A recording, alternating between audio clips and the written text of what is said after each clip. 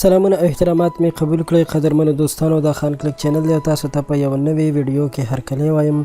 قدرمنو دوستانو، تاسو ته چې په سکرین باندې کوم تصویران ښکاري نو یقینا تاسو به ډیر زیات حیران شوي یئ، ځکه چې یو وخته یو داسې عذاب په ټوله دنیا باندې راخور شوی دی چې خلک ډیر زیات پریشان دي. د خلکو کاروبارونه ختم شول، هر چا سره چې څومره پیسې وي تقریبا په ختمېدو دي.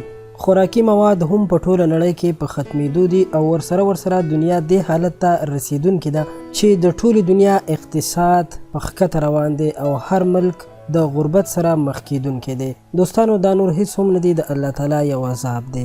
په داسې وخت کې چې باید موږ تاسو ټول د الله تعالی طرف ته متوجه شو، د الله تعالی نه د خپلو ګناهونو او د خپلو عملونو په اړه معافیانې وغواړو چې پاک رب په موږ تاسو او په ټولو مسلمانانو باندې مهربانه شي او دغه آفت زمونږ نه د ټولو مسلمانانو نه او د ټولې دنیا نه لرې کړي.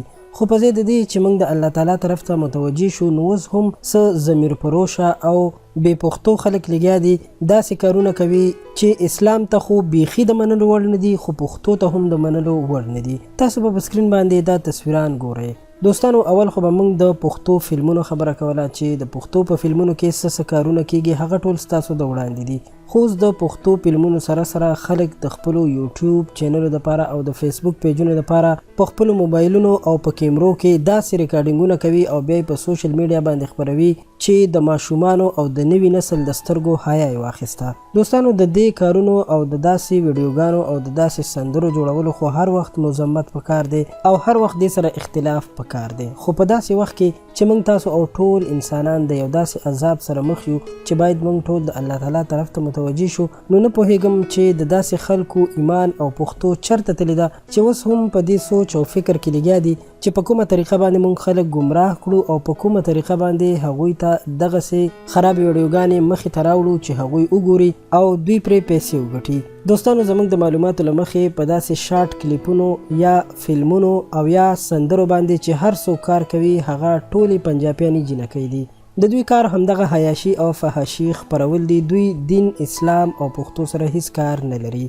که زما د ویډیو دغه خلک ګوري نو زه دوی ته خواست کوم چې د الله تعالی نه ویریږئ، د خدای دپاره په خپلو عملونو باندې توبې وباسئ او الله تعالی ته متوجه شئ او دا کارونه نور پرېږدئ، ځکه چې د دې کارونو انجام ډیر زیات خراب وي او دا د ذلت او رسوایۍ نه بغیر نور تاسو ته هیڅ هم نشي درکولی.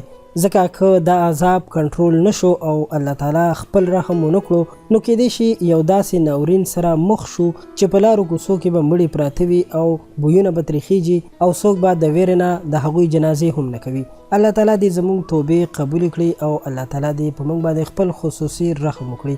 په دې هیله چې زما دا پیغام به ستاسو خوښ شوی وي او د داسې حیاشۍ فحاشۍ په خلاف به تاسو هم اواز اوچت کړئ. مهرباني وکړئ په کمنټس کې راسره خپل نظر خامخا شریک کړئ. که ویډیو مو خوښه شوې وي درسره لایک کړئ. که غواړئ چې په آینده کې تاسو ته همدغسې ښایسته ویډیوګانې راوړو او تاسو د هر قسم معلوماتو نه خبر وساتو، نو زموږ چینل خان کلیک همدا اوس سبسکرایب کړئ، ورسره خوا کې د ګنټۍ نشان هم وهئ چې په آینده کې زموږ د هرې نوې راتلونکې ویډیو خبر تاسو ته درکړل شي. خپل نظر راسره په کمنټس کې خامخا شریک کړئ چې موږ ته ستاسو د نظر په اړه هم معلومات وشي. تر بلې ویډیو راته اجازت راکړئ. په لوی الله مو سپارم. د خدای په امان.